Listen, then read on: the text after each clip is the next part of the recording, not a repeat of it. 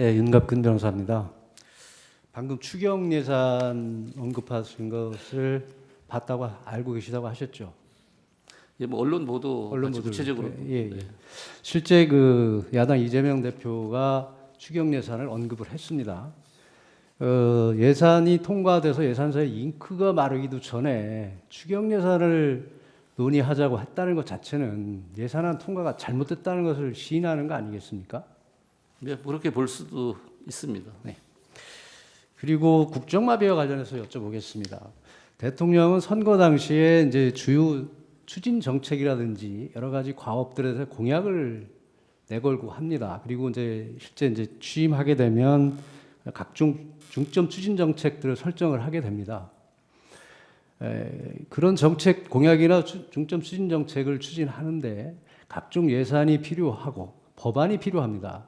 근데 지금 거대 야당에 의해서 그 중요 정책에 대한 각종 예산들이 삭감되고 법안이 발목을 잡혀서 추진을 할 수가 없는 상황이 됐습니다. 그리고 야당 대표나 야당에 대한 어떤 수사나 조사를 했다는 이유로 검찰, 경찰, 감사원들의 특활비, 활동비를 전부 삭감을 했습니다. 그럼으로써 마약 사범이 넘치고 이렇게 치안이 불안해지는 그런 상황이 야기됐습니다. 결국 정부 입장에서는 중요 정책을 추진할 수도 없고 정부가 책임져야 되는 치안이 불안해진다면 이것을 국가 위기 상황이라고 판단하는 것은 당연하지 않겠습니까? 예, 뭐 그런 측면으로 판단할 수도 있습니다.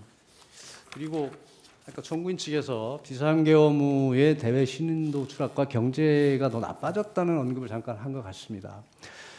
비상계엄 당시에 대통령이 판단한 것은 여러 가지 상황을 종합해 봤을 때 국가 위기 상황이고 국헌 질서가 문란해졌다는 판단에서 하신 겁니다. 그래서 계엄이 선포돼서 일시적으로 그런 여건이 있었고 그걸 치료를 위한 처방을 하기 위해서 일시적으로 경제가 나빠질 수 있습니다. 환자에게 약을 처방하면 잠시 악화됐다가 회복되는 것과 마찬가지입니다.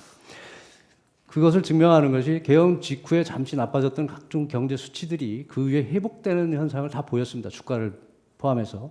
그런데 다시 경제가 나빠지기 시작한 것은 대통령에 대한 내란몰이가 시작되고 추가로 총리를 비롯한 줄탄핵들이 이어졌습니다.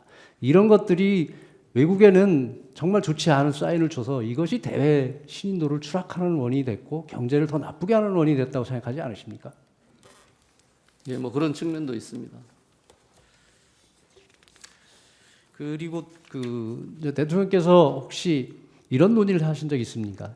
서민 경제 활성화를 위해서 조금이라도 서민 경제를 좀 좋아지게 하기 위해서는 소비를 촉진시켜야 된다. 소비가 활성화돼서 이게 선순환 구조로 돌아가야 생산이 되고 경제가 활성화된다는 측면에서 소득세법이나 상증세법, 상속세법, 증여세법 그리고 법인세법들을 개정해서 좀 소비를 촉진시켜야겠는데 지금 거대 야당의 어떤 법안 발목 잡기에 발목을 잡혀서 한치도 못 나가고 있다. 이거에 대해서 안타까워하신 말씀을 들어본 적이 있습니까? 예, 많이 들었습니다. 그에 대해서 좀 구체적으로 어떤 방안을 추진했었는지 말씀해 주실 수 있겠습니까?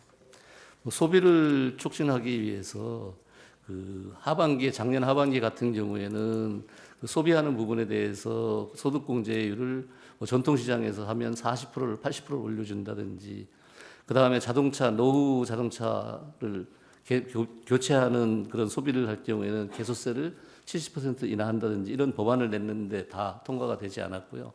또 상증세법 개정안을 내서 너무 지금 상증세가 그동안 부동산 가격이 많이 올라갔는데 20년간 세율이 변동이 없기 때문에 그 상증세율을 좀 낮춰주고 하는 개정안을 냈는데 전혀 그것도 반영이 되지 않았습니다.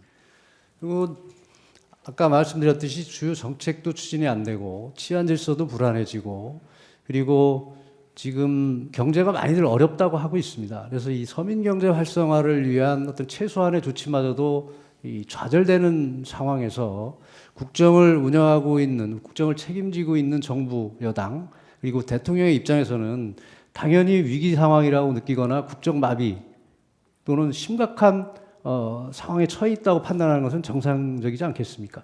예, 그렇습니다.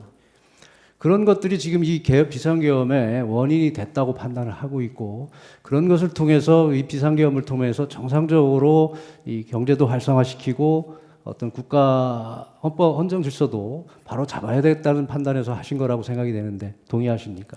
예, 아까도 말씀드렸지만 최종 판단은 헌법재판소에 하지만 제 의견은 그 이어지는 줄탄핵이라든지 그 경제 부담, 재정 부담이 많은 입법 문제 그리고 예산 단독 삭감 이게 다 종합적으로 작용되지 않았나 생각을 합니다.